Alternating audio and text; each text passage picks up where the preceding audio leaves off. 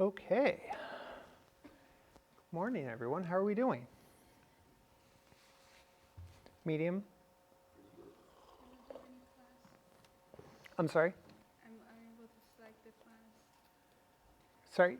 I'm unable to select any class that I want to do. Oh, like for registration? Like they were all full? How does the wait list work? Because that's new since I started here. So basically, last time I tried the waitlist, somehow they are pretty weird that like during the break they send you another message, be like, do you want to hold your place off the waitlist? And I didn't see that message. And then my waitlist got canceled. Oh, That's pretty weird. I yeah. thought like you get in the waiting list and hit your waiting order. Yeah. But other than that, I think the waiting list is somehow helpful. Okay. Like you get in there, you hold your place, and then probably somebody gonna drop the class and you can be in there. Yeah. But So were you able to get, except for that one class, are you saying like all of the stuff you waitlisted, you got dropped from the wait list? so no, that was last time. Oh, That was okay. last registration. Okay. And this time, for the class I wanted to, even the waitlist is full. And then for the class that's like GE requirement, I can get that. But like Okay. my major, I haven't been able to take my major class for 3 semesters. Oh, no. Yeah, so like What major is that for? biology. Biology? Yeah, the big ones are tough. Biology and CSE, and sometimes I hear Also psych. chemistry. There's no Oh, like chemistry. chemistry class. I'm not able to take any. Huh. Like not NEM. I took chemistry 1 before, but right now I want to take chemistry 2, and then the organic like not able to. Yeah, I haven't heard about chemistry being impacted in that way. That's weird and no good. Pretty full somehow. Does that match other people's experiences with registering for courses? I see some notes. Chemistry and physics classes Uh-huh. are like absent a lot. Well, chemistry less than physics. Physics is like a highly required course for a lot of majors. They have like Yeah. more of those, but the teachers who they keep hiring, or the professors they keep hiring to teach those courses, Okay. get like really bad like grades from their students and really bad Oh. reviews from students. Okay. So they keep cycling them through. So there's like a big problem with that. So part of it is like you want to avoid the sections taught by the Yeah. the instructors with the bad reputation. Yeah. I And then see. those instructors get let go and have to find new ones, but there's very few good ones. I've heard there were some good ones, but they like already like either retired or went to teach at a different university, which kind of sucks. But yeah, CSC is awful. I can't get a single class that I need. I managed to get one because they added 10 more seats to it. Okay. Like the day after my registration opened, because like 2 days prior to mine, Uh-huh. it was already completely full. All of these, they added Yeah. 10 more, and sent out an email about it, and I managed to get one of them, luckily. That's the only class I have for next semester, and there's nothing else that's even required in my GEs that I can apply for next semester. That's obnoxious. Yeah. I know one of the issues with CS nationwide is that because people with a PhD in computer science and software engineering can make a lot more money in industry, it's really hard for academic programs to attract good faculty and keep them. And then combine that with like CS is close to the #1 most popular major in the country. Like it ends up heavily impacted kind of everywhere. Yeah. Eric, did you start to say something? Oh, okay. I thought I heard somebody. No, just hallucinating. Well, I hope you're able to get these registration issues sorted out. That's really frustrating. Yeah. Sorry. Also, the registration time for me is pretty weird. It's always on the last day Okay. and on the afternoon. Always the last day, even though you're not like a first year anymore. Huh? I don't know. Okay. I thought it typically went like seniors go first, then juniors, and so on. But is that not the case? I don't know. I Okay. heard that they are by the units. you had? In the Okay, that would be like a more fine-grained version of what I had in mind. But yeah, that's frustrating. Jonathan? I would recommend anyone who's trying to get classes they can't get right now. If you're not a first year, so you have like a specified major-based counselor, talk to them. They generally have information about if classes are going to be able to be substituted for a different class, either next semester or during summer semester. They will know about that before it's like emailed out to students, or if it's even emailed to students, and they can pull up all that information for you and help you out with that. That's how I found out early that electrical engineering 60 could be taken instead of engineering 65, which is one key core required class for my degree. Yeah, that's good to know. So yeah, talk to your counselor. They will help a lot. Yeah, Devin? Another thing that I know it's not as like official, but people fail their courses that they need a prereq for the next one.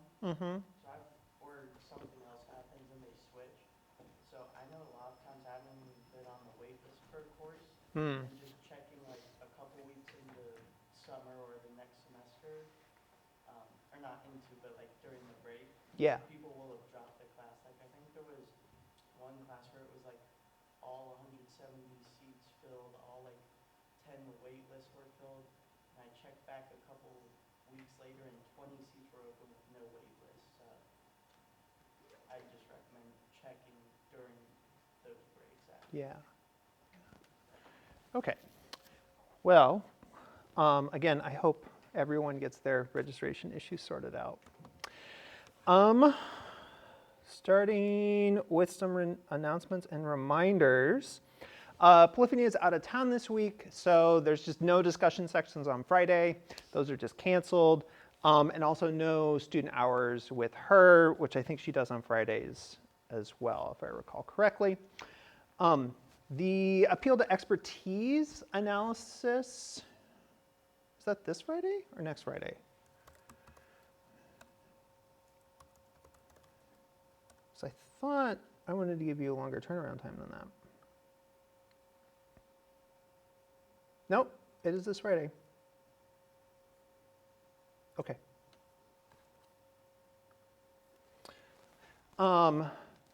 Yeah, so the official due date is this Friday, although if you need a few extra days or into next week, that is fine with me. There's no penalty. You can also turn in something like a rough draft, get feedback. I think Polyphony is going to take the lead on this one. Get feedback from her, and then resubmit. If you have not had argument by example completed yet, prioritize that so that you can get that finished up and move on through, rather than trying to juggle a bunch of these at the same time. Okay. Last week, Polyphony and I figured out what we're going to do for the paper assignment. This is not a long paper. It is also not exactly a research paper. It's mostly going to be written in class as a series of activities. So it's a short 4-paragraph paper where you're practicing some general skills that you sort of developed over the course of the semester.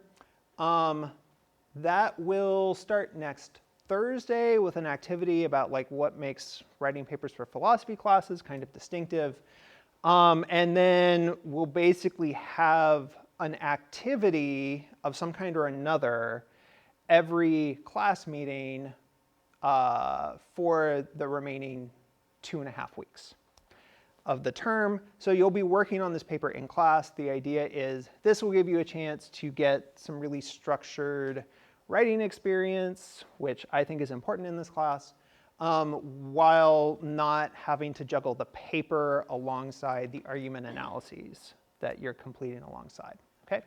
For the sake of time, I won't go over all of the steps in here, but I put them in here so you can see this is how we figured out the timing for everything.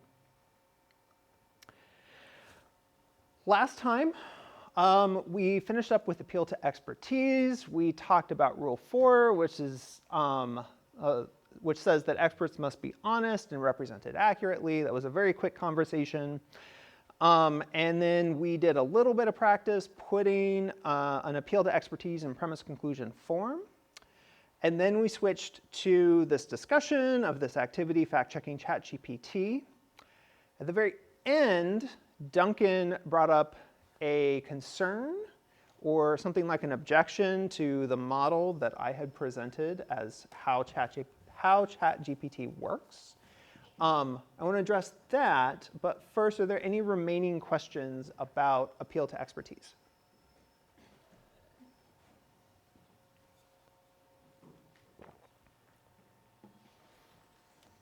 Okay, so the issue with the ChatGPT activity, the Duncan raised. So first of all of ChatGPT's models have a knowledge cutoff of 2023. They have what are called model cards here on this particular page that indicate when the training data for the models cuts off. I think it's generally either July or September, but it's always 2023, or maybe in one case like earlier. But nothing more recent than that. However, two of the topics in the spreadsheet have references to actual 2024 and 2025 sources. So these are things that were published after the knowledge cutoff for these models. There's no way, basically, that the model could correctly guess a source. Whether or not it actually supports the things that the model said it did in the paper, correctly guessing all of the bibliography entries is basically impossible. So what's going on with there? So what's up with that? I looked into this. So there are two topics where this shows up. One is investing in small businesses, and the other is which CES model is best in a 2024 economy. CES is some kind of economics thing. I don't know about that. The investing in small businesses one had a bunch of weird things going on with it. I'm not going to ask the person who did this to identify themselves because it really looks like they phoned this one in or were very confused in some way. So there were things like a source that actually exists, but then the link they supplied was to just a random web page. In one case, they had the source, a correct link to it, but the claim was being made about Turkey, and the web page said nothing at all about Turkey. And the person who did the spreadsheet indicated that it supported this. So I don't know what was going on with this one, something very strange. But the CES model one, that one seemed to have been done totally correctly. Is by any chance the person who did that one here and willing to identify themselves? Dalen, okay. Dalen, do you remember whether you had search enabled or anything like that? No. You don't remember? I don't remember. I know I have ChatGPT Pro. Okay. Okay.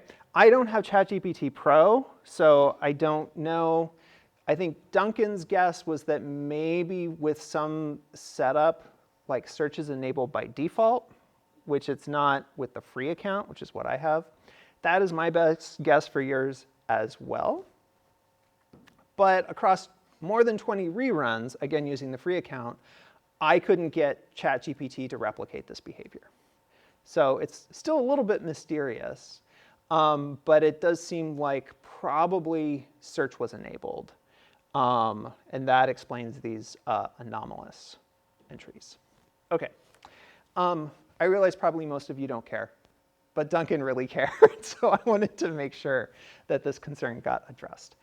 Is there anything left over from that activity?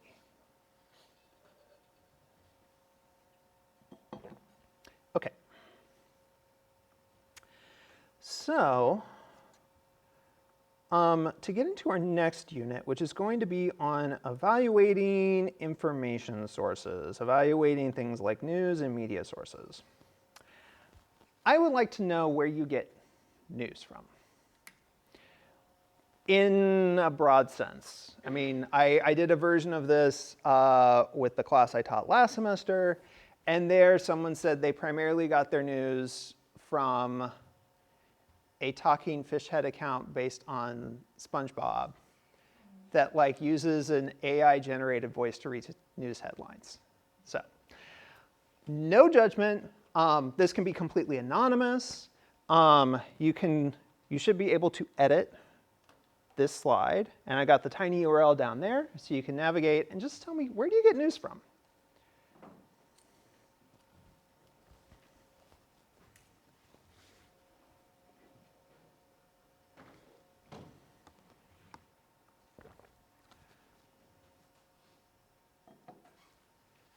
I don't want to spend too long on this, but I'll give you a minute or two. And let me know if you can't edit. You should be able to, but let me know if you can't.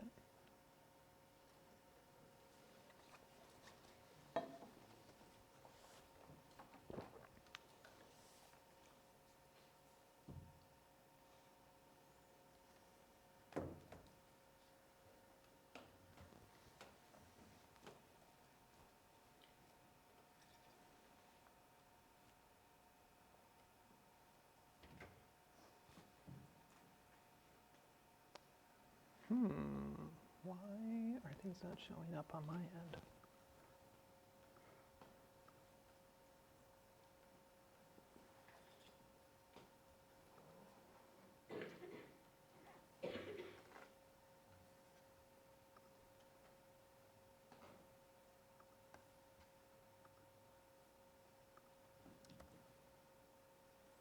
Oh, there we go.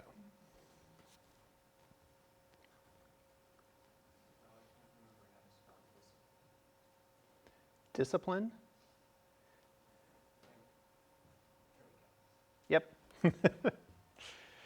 Okay, we'll go another, let's see where we are in 30 seconds.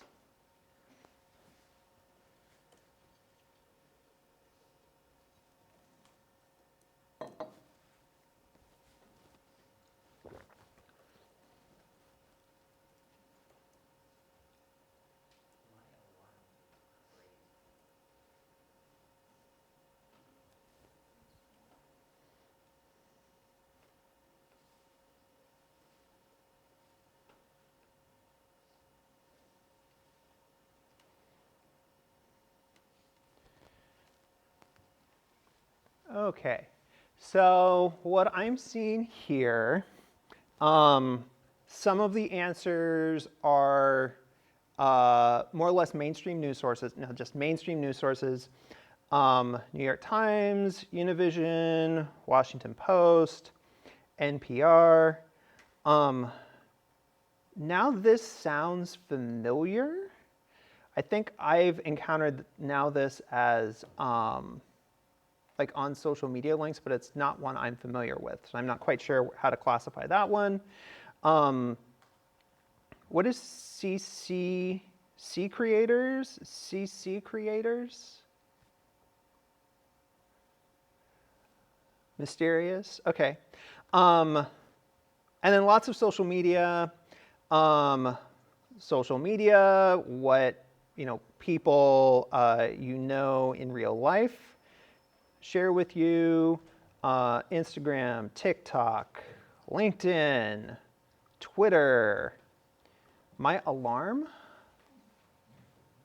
Curious what that one is. Yeah, Sahana? Basically, my phone has this feature called Bixby Alarm, where there's like music and a voice that tells you the top headlines of that moment. So is that like the alarm you use to wake up in the morning?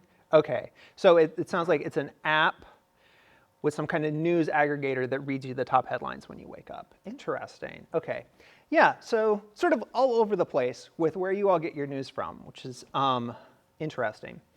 The method we're going to use for evaluating media and information sources is not exactly designed for navigating what you come across on social media, but it is kind of perfect for that, because the whole idea of this thing called the SIFT method is that when we encounter something that is presented as news, we want to evaluate that information source and not just go off of, well, this is what the social media post says. Okay. Before that, I'm going to give you all a quick crash course on misinformation and disinformation. as sort of, this is the problem, sort of the big problem that this unit is trying to help solve. So first, just some definitions. Misinformation is false or misleading claims that are presented as information. Misinformation can be either intentional or unintentional, okay? So we'll see some examples. A lot of misinformation circulates through social media unintentionally. People don't realize that what they're sharing is false or misleading. Disinformation is misinformation that is created and circulated intentionally. This is also known more classically as propaganda. Okay? So when we talk about misinformation, we're not saying that any particular people have circulated these false or misleading claims intentionally, or we're using it in the broader sense where it could be either intentional or unintentional. When we talk about disinformation, that's much more specific. When we claim something as disinformation, we are claiming that some more or less well-identified people have created and circulated this false or misleading claims intentionally. It's important to understand that misleading claims can be based on the truth. If you're interested in reading some of the academic work on this, this is a really, really good article on how sort of social media dynamics circulate misleading claims and kind of turn them into disinformation. It goes through a series of case studies. I'm just going to talk real quick about this Sharpiegate conspiracy theory. This was an early tweet in the conspiracy theory. So this is a conspiracy theory that circulated I think very shortly before and then for a couple of weeks after the 2020 election as part of general sort of skeptical discourse about the 2020 election. So the authors of this paper identify three key elements to the conspiracy theory. First, that Sharpie pens were given to in-person voters on election day that were bleeding through ballots. It might be a little hard to make out on the slide right now, but you can see these dots here on the ballot. You can see it's overlapping with the words, and then over here it's like completely outside the edge of the ballot. So whoever filled out this ballot used a Sharpie that bled through to the other side of the ballot. Okay, so that part was true. That voters were given Sharpie pens by poll workers on election day that were bleeding through the ballots. That part is true. But this was interpreted, or there were additional claims being made, that this bleed through was causing ballots to be rejected. So this claim is maybe true in a few cases, but generally misleading because these ballots were rarely rejected. They just had to be counted manually or in some other way rather than using the voting machines. And then this was further interpreted as a deliberate effort to disenfranchise primarily Republican voters. And this was false. These ballots were just counted, manually or in some other way. There was generally no issue with these ballots overall. But this became, for a brief period of time, a highly circulated conspiracy theory, particularly in Arizona, that election officials were conspiring to disenfranchise Republican supporters of Donald Trump using these Sharpie pens. Okay. So this is a highly misleading claim, feeds into a completely false conspiracy theory, but it starts with a very true, easy to document claim that the Sharpie pens were given and were beating through the ballots. So misleading claims can be based on the truth.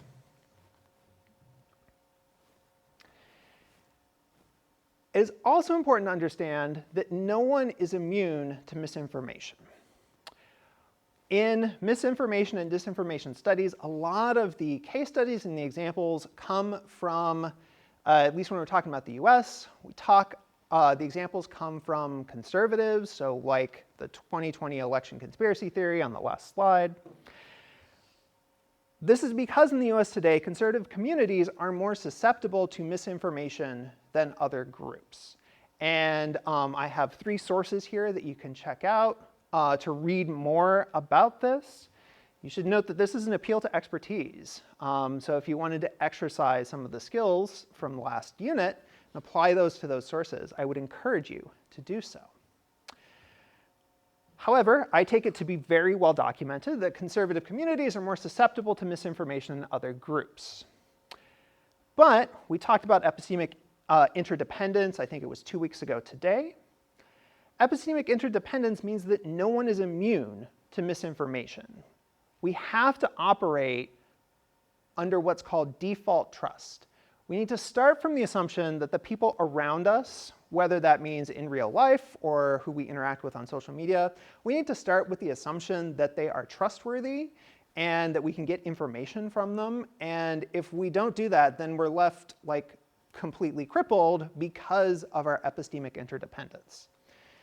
We need to get information from other people, and the only way we can do that is if we start from the assumption that people are trustworthy until proven otherwise. So, I need to stress again, no one is immune to misinformation. All of us in all of our communities can fall victim to misinformation. And I think it was a week ago I talked about Alt National Parks, the social media account that I'm concerned is potentially spreading misinformation or even disinformation among liberal and progressive circles. So why are conservatives the ones who seem to be more susceptible to misinformation, at least in the US, at least right now? This is because of a mutually reinforcing relationship between right-wing populism on the one hand, so this includes Donald Trump, but actually goes back several decades earlier than this, along with my term disinformation actors. These are people who are engaged in creating and deliberately spreading disinformation, such as conspiracy theorists, anti-vaccine activists, and Russia. Russia has a documented tactic of using disinformation both internally and externally, and you can read more about that on the Wikipedia page that I linked to under Russia. Okay? So it's not that conservatives have, that there's something about conservatism that makes conservatives innately more susceptible to misinformation or anything like that. The point is, it has been very useful for right-wing populists to pick up things like conspiracy theorists, and conspiracy theorists play into this because it gets them sort of more airtime in conservative circles. But once again, no one is immune to misinformation.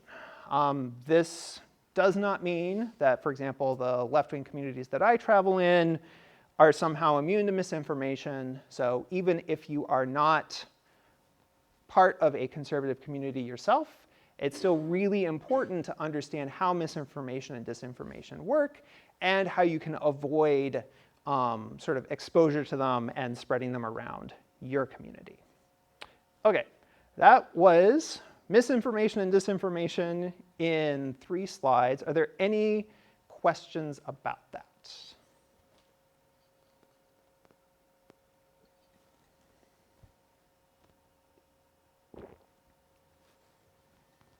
Okay. So, moving on to the nitty-gritty of the SIFT method. Where are we at? 9:30. Good. So the SIFT method is a collection of skills or steps for evaluating online information sources. SIFT is an acronym. It stands for Stop, Investigate the Source, Find Better Coverage, and Trace Claims to their original context. And you can do these sequentially, is sort of the idea. Excuse me. And so we'll be working through these sequentially. This is a little bit different from the other units, where we're thinking in terms of arguments with premises and conclusions, and how do you assess different types of premises. The SIFT method is more about I'm presented something that appears to be news or current events. How do I evaluate the quality of the information that's being presented to me, figure out whether it's actually information or misinformation, and potentially kind of trade up to get better sources than just sort of what I happen to find over social media. You may have learned in other classes other approaches to what's called digital literacy or information literacy or media literacy. Many of these other approaches are based on the idea of looking carefully at the source. So like if it's a website, look at particular details about the URL, look at the website, look at sort of the about page, maybe try to looking at things like this.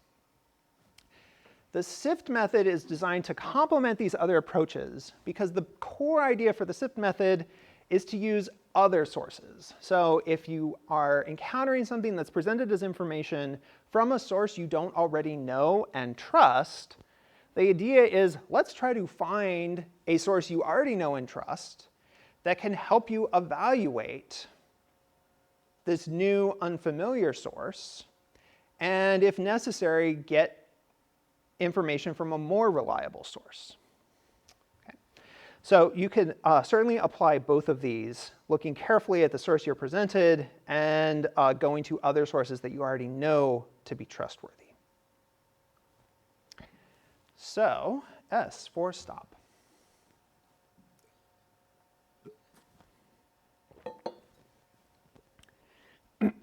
The first step of the SIFT method is to stop.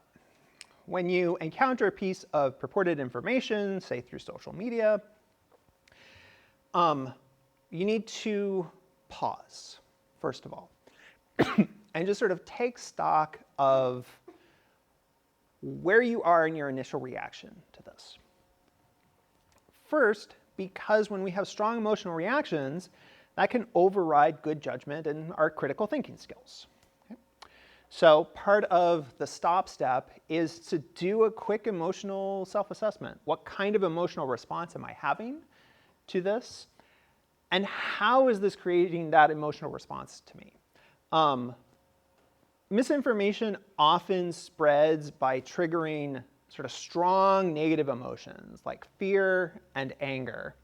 And a second to stop, not to not be afraid or not be angry anymore, but to recognize, oh, this thing is creating this emotional response in me, and taking a second to think about why and how is it doing it? What specific language is it using? What ideas is it drawing on that are causing this strong emotional reaction in me?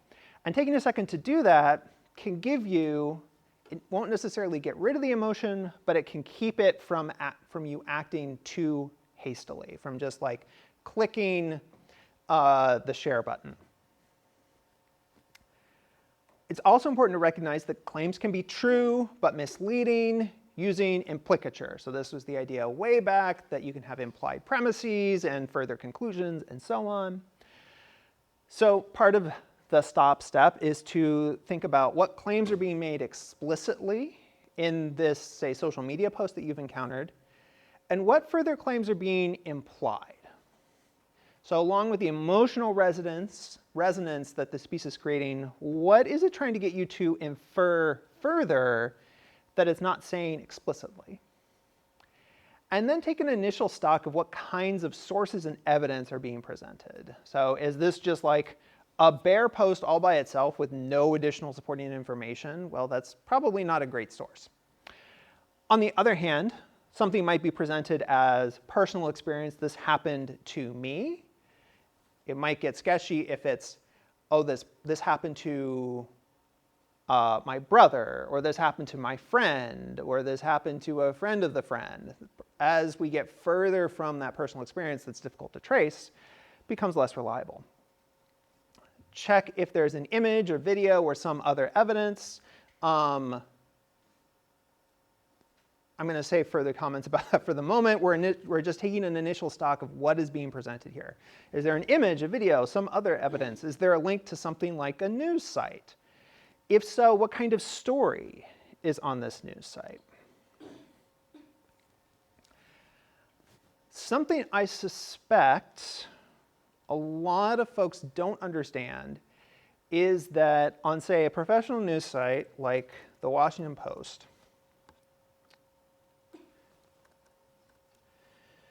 just because this is one of the first ones I read every morning. A professional news site publishes a wide variety of different types of stories. I kind of grouped them into 4 high-level categories. The first is primary reporting.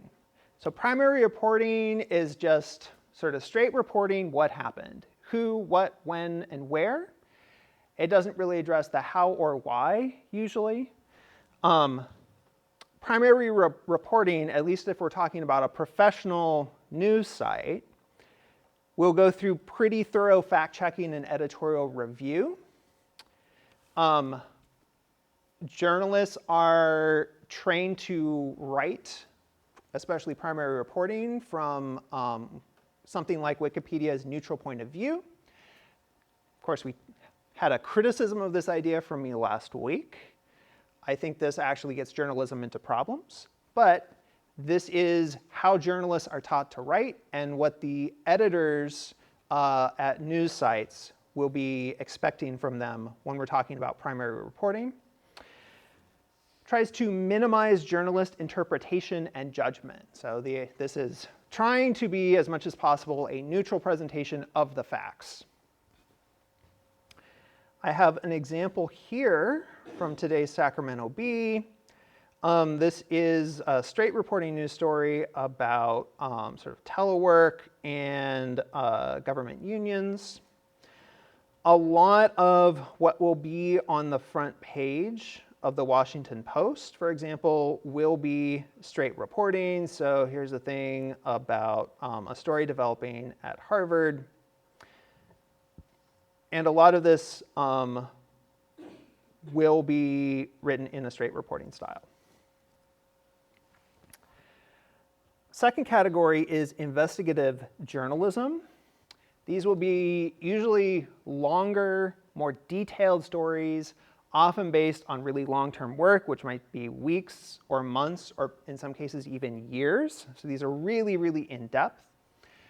Investigative journalism is where journalists tend to get into the how and why of things. Sometimes there will be big picture details or really subtle details that aren't obvious if you don't have the context of a long-term investigation. Investigative journalism, again, at a professional news site, will go through very thorough fact-checking and editorial review. It'll be a long process, potentially like extra weeks of fact-checking work to confirm every detail presented in the story, every quote attributed to a source in the story. Investigative journalism may or may not try to adopt a neutral point of view. I listened to a podcast called Reveal, which specializes in investigative journalism.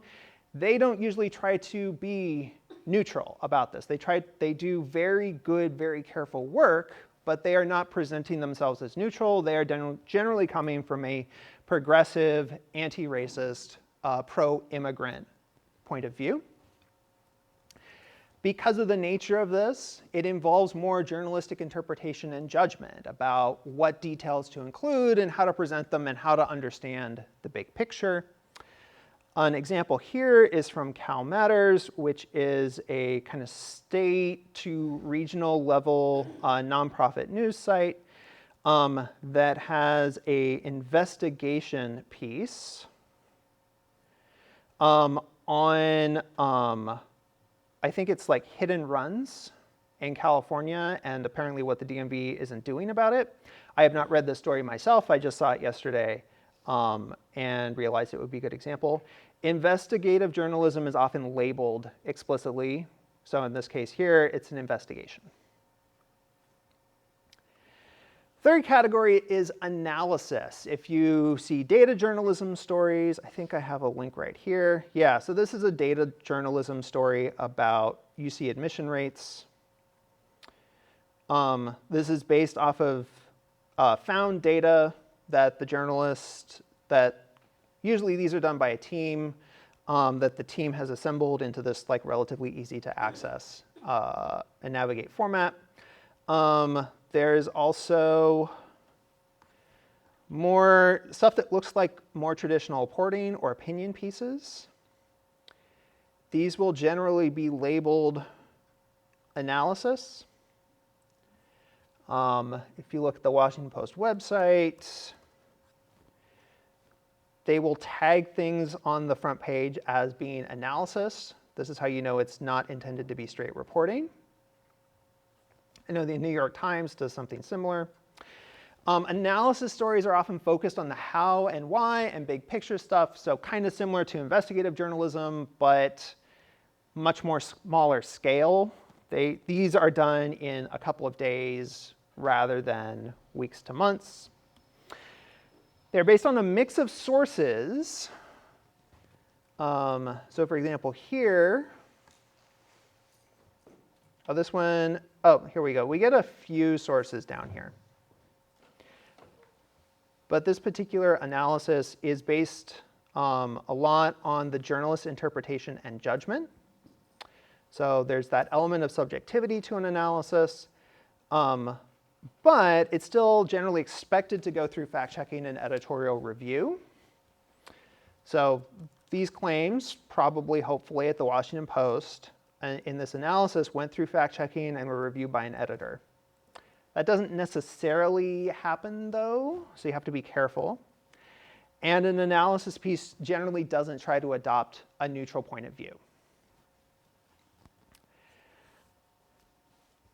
And then the fourth category is opinion, which is explicitly based on the author's point of view, interpretation, and judgment. There's actually no expectations for use of reliable sources, fact-checking, or editorial review for opinion pieces. And these will be marked very explicitly, at least on more traditional newspaper sites. So like the Washington Post has a whole section here labeled opinion over on the right-hand column. New York Times does the same thing. So opinion over here on the right-hand column, extending down a bit.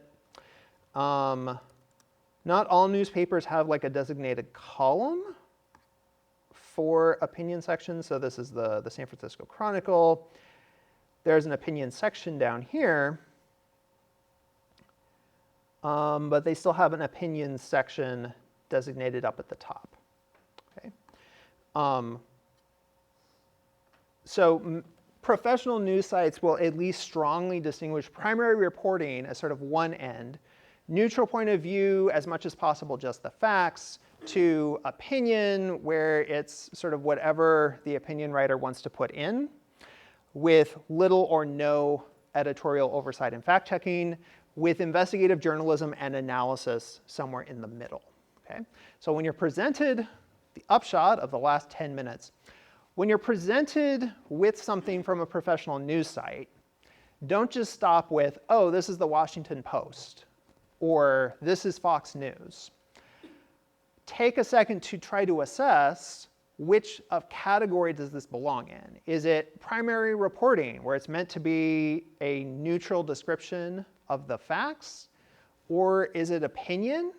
Or is it somewhere in between? Is it an analysis or a piece of investigative journalism that might have more of the journalist's point of view, but still have some degree of editorial oversight and fact-checking? Okay, questions about that? Do people already know this? Kind of, a little bit? And everybody else, no idea? Or you're just tired and bored because I'm talking too much today? Okay. So a quick application. This first step, SIFT, this first step stop is meant to be pretty quick. You just sort of pause, take a breath, think through a couple of these questions about like the emotional valence, your reaction to it, what is it being presented as, and so on. So I wanted to have you do a little practice of this with a social media post I found yesterday. My social media is right now absolutely fixated on issues with deportations. So that is what I found. However, recognize this might be a sensitive issue for some folks, so I'll give you a few seconds. If anyone is worried that this might be too sensitive an issue for you to handle right now, that is totally fine. You can step outside and I'll come and get you in a few minutes.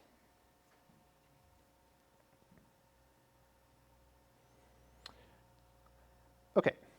So you may need to zoom in on this on your laptop. This is a post from Blue Sky from yesterday. I will read sort of the main part of this. One of hundreds of people abducted by ICE and sold to slavery in El Salvador was a 19-year-old with no criminal record in the US or Venezuela and no tattoos of any kind. An ICE kidnapper who grabbed him outside his house said he's not the one. The other said take him anyway, so they did.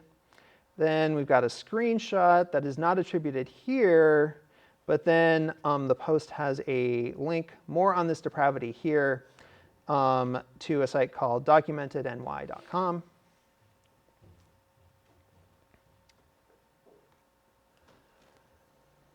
And so what I would like you to do for a few minutes is just think through not necessarily all of these questions, but a lot of these questions. What kind of emotional response does this prompt in you? How does it create that emotional response? What claims are being made explicitly and implied? And how is this being presented? What sort of evidence would we expect to get if we followed up on this? So we will take a few minutes for you to do that. You can do this on your own if you prefer, or you can discuss with other people at your table.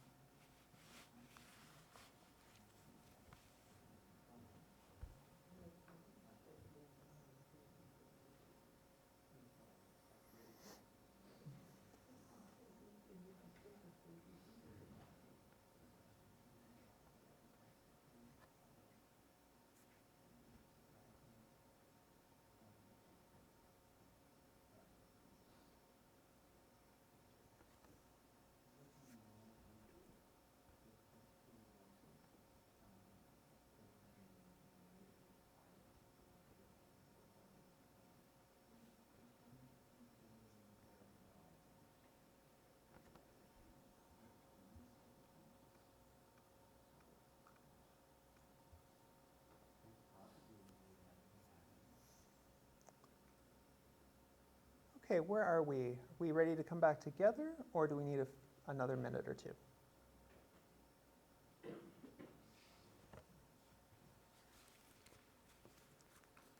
No one seems to need another minute or two. Okay, so what do you think? Guess we could work our way down. What kind of emotional response to this prompt in you, and how? How did it do that?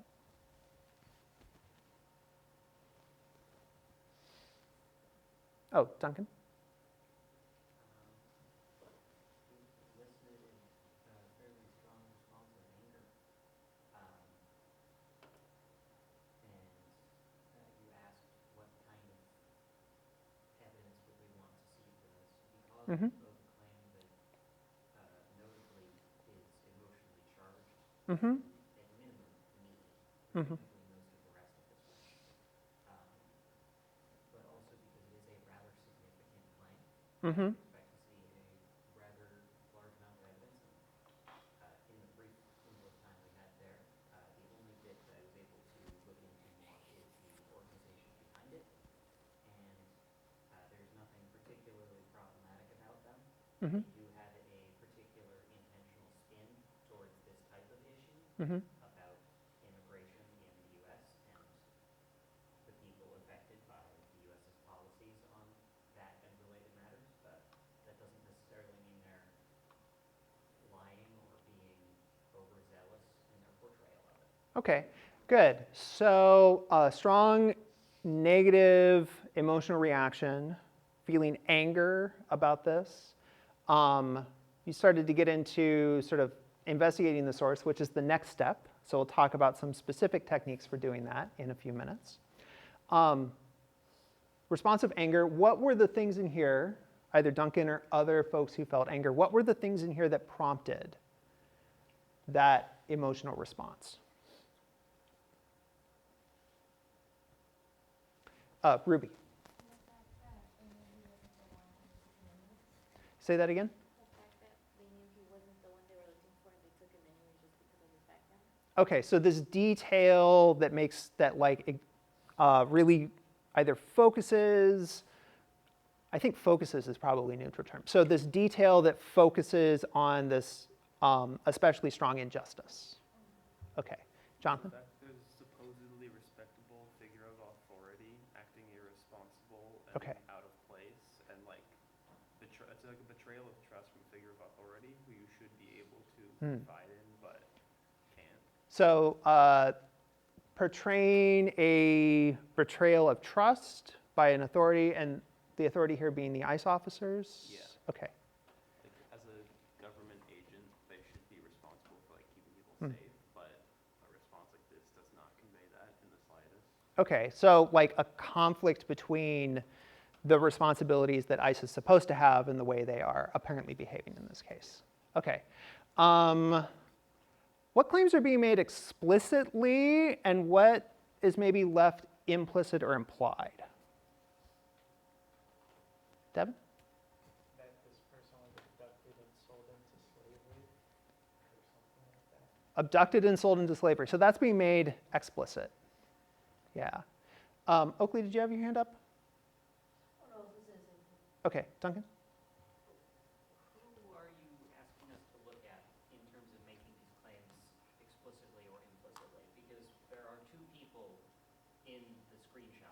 There's the person on Blue Sky talking about it who uses even more strongly worded talking about this than the article itself does versus what the article claims. So the article might be saying they kidnapped and sold this random person into slavery implicitly, but the person on Blue Sky is directly stating that. Yeah, good. There are kind of two speakers here because we have the person on Blue Sky and then we have the text in the screenshot that comes from this story. And they like, so Duncan, the point you're making is that some of the things explicit in the Blue Sky post might have been left implicit in the screenshot or the story, or might have been presented in stronger, more emotionally resonant language between the two. Yeah, that's a good one. Yeah, Devin? I have a question. Besides this documentary link Uh-huh. to that article, I guess, was there a video of them saying he's not the one and take him anyway? Because to me, that's a pretty big claim, and if there's no evidence of that, it's, for me, hard to believe. Yeah, good. So moving on to the purple set of questions about like what is the evidence here. There's this quote attributed to the ICE officers, and the question is, well, I mean, we're not given evidence here, so then we can turn this into, well, what evidence is there that they actually said this? Is there a video or another recording of them saying this? Or is it like somebody's personal testimony, in what context, and so on? Yeah, those are really good questions. Other questions here about the evidence, or if we have a sense, I think Duncan said that he followed the link. Other folks might have to figure out what kind of story this is being presented as. Anybody do that? Elizabeth? Yeah, I think the story is being presented as like a narrative about their experience with it rather than like more, I mean, it is informative, but without like records of it actually happening. It's more of like how this affects people. Okay. Okay, so it's being presented as, we'd have to like follow the link and look more closely at it, but sounds like it's either being presented as an entirely personal narrative. This is what happened to me, the author of this piece. Or it could be something like straight reporting, where it's a professional journalist talking to the person who experienced this. And in that case, we would want to look up to see, like, did the journalist try to get a statement from ICE? Did the journalist try to verify any of the claims being made by this person, and so on? Good. Any other thoughts as we kind of assess our initial reactions to this very inflammatory social media post?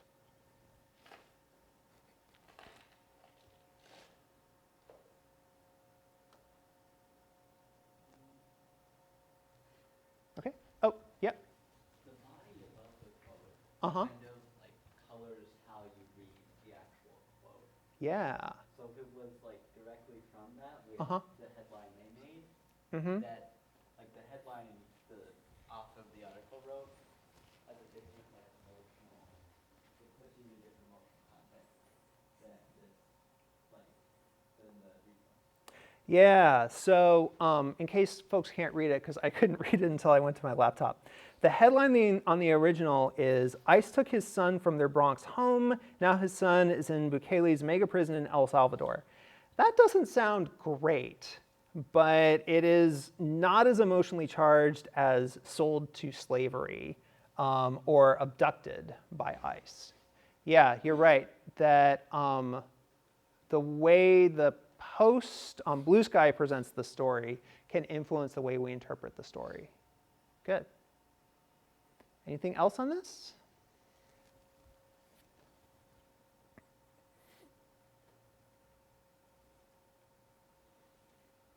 Okay. So this is the stop step where we just pause, we think about what are our initial reactions to this piece, and what would we be looking for as we move forward through the remaining steps. I is investigate the source. Here, kind of the core of investigating the source in the SIFT method is something called the Wikipedia trick. And the creator, Mike Caulfield, who actually has been a longtime educator in this space, went and was involved with misinformation and disinformation research at the University of Washington. He has a really nice little lecture that I'm just going to let him give this lecture. It's less than 3 minutes long. So we will watch him explain the Wikipedia trick.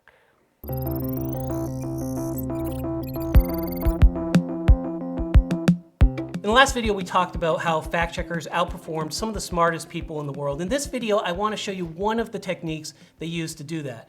Let's go back to the original example. Okay, we were looking at these two sites. One of them was a long respected professional organization. One of them was considered by many to be basically a hate site, right? So how did the fact checkers quickly discern that it was a hate site? Now this may sound absurdly simple. They came to this page, the American College of Pediatricians, but they didn't read it. They got off it. They went to another page. They went and did a Google search. They started asking themselves, who are these people publishing this information? Once you put in a search like that, a Wikipedia page comes up that talks about it as a socially conservative advocacy group. Its membership, it says, is estimated at 500. You'll see that they have an annual budget somewhere of around 80,000. This is not a comparable organization to the American Academy of Pediatricians. The point here is, in order to find out the truth about an organization you're looking at, do not look at what the organization says about itself. Look at what the web is telling you about the organization. That's where you're going to find the truth of the matter.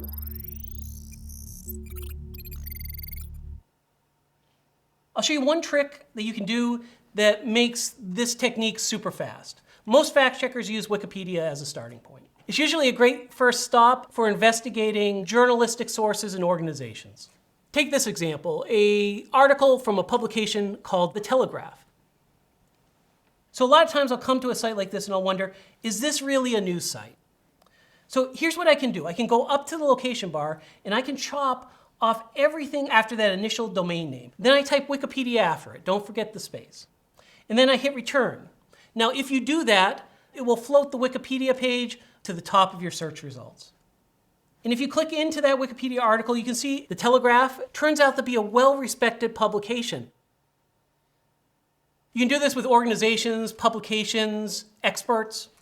Wikipedia won't always return a high-quality article, but it usually returns a good starting point. If you get to a Wikipedia article and you're not sure you can trust it, just scroll to the bottom.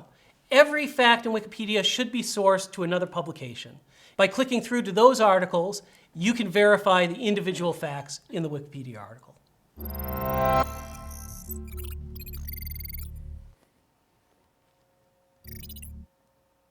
Okay. So the essence of the Wikipedia trick for investigating the source: start on any website, remove all of the URL after the .com or .org or .edu or whatever, type space and then Wikipedia to do a web search, and then look for a Wikipedia page about the source you're investigating. Are there any questions about that?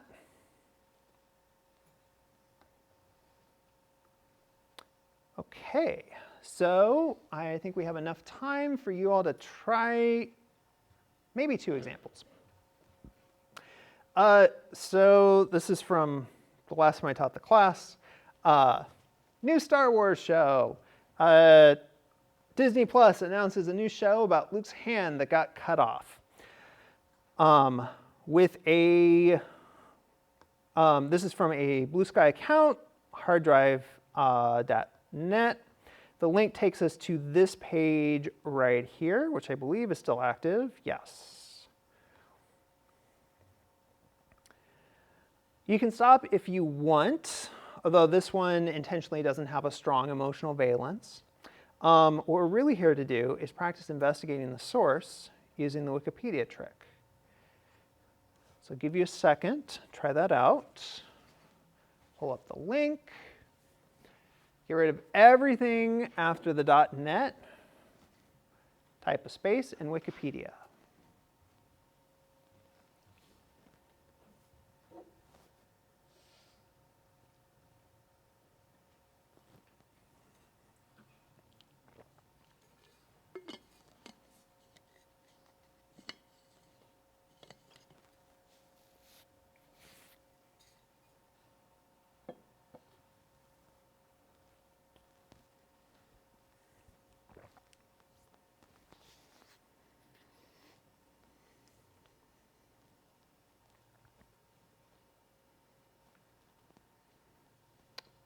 See where you are in about 30 seconds.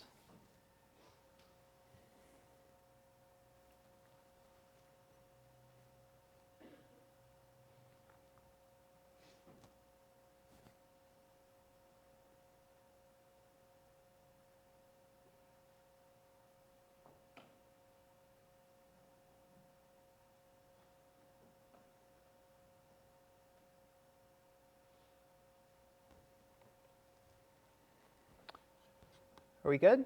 Ready to go? Okay, so I can't zoom in this part of my screen, but I cleared away everything after the .net. I typed Wikipedia. Very first thing is this website, which I will make larger.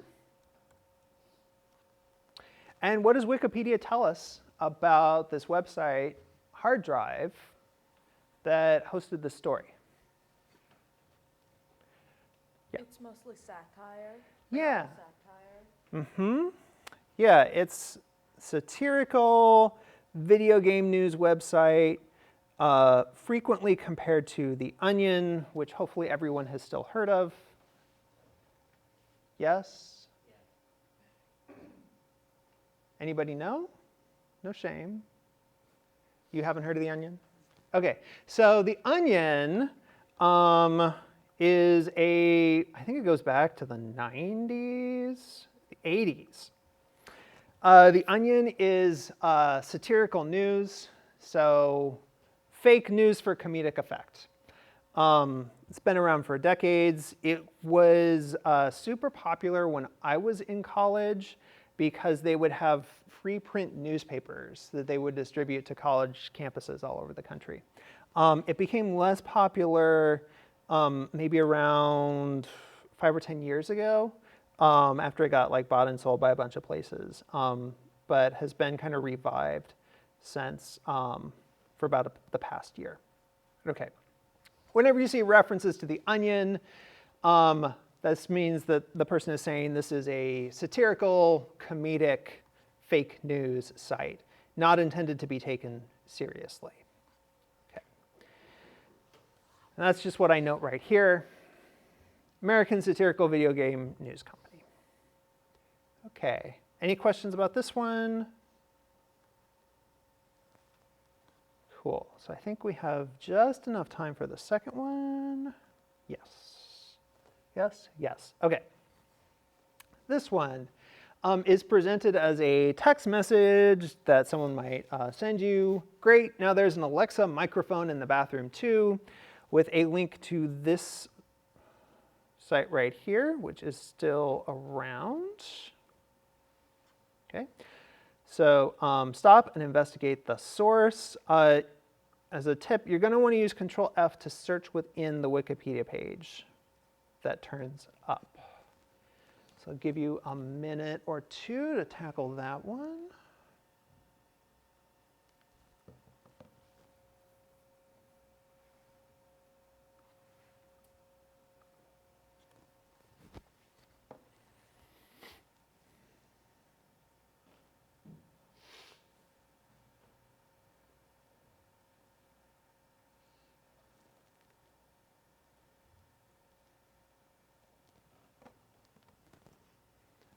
And for the sake of time, we'll see where folks are in about 30 seconds.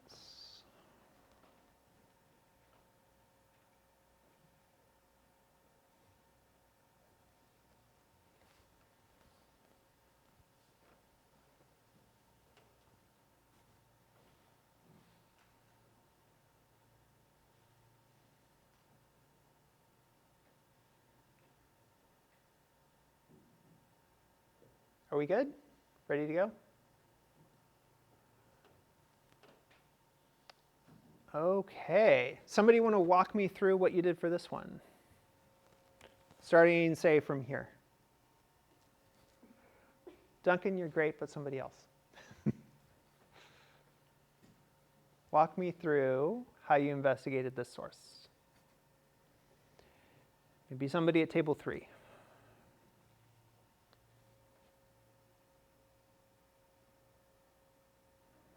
No one at table 3. Just thank you, Skylar. Googled it and then I read it. Okay. What did you Google? I Googled Tom's hardware, Tom's guide, www.tomsguide.com. Yes. So tomsguide.com, Wikipedia, that goes in here. Okay, we get a bunch of links to other stuff, or we get a bunch of links to the original site. That's not helpful. We're given a Wikipedia link to Tom's hardware, but we're interested in Tom's guide. So what next? Deb? I just searched the words Tom's Guide Wikipedia with no. Oh, okay. So we could try, And then you meant like that? Yeah. Okay. And then it comes up with a French one, so the one under the Tom's hardware, and then iHotler translates it. I don't know if that's the same thing. Okay. Although it's for the French version.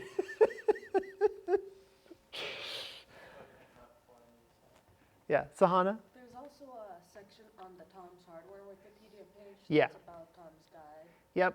So if you do Command F, or I'm pretty sure it's Control F on Windows for Tom's guide, you see, oh, there's a whole section about it right here. And then what I grabbed, oh, I forgot to grab the excerpt for this one. Where is it? This appears to be legit. It's been around since 2007. Seems like it does a bunch of news on various aspects of technology, from sort of computer hardware to sort of more high-level stuff, including like computer peripherals. So it seems reasonable to conclude that this is probably a reasonable source. Any questions about this one?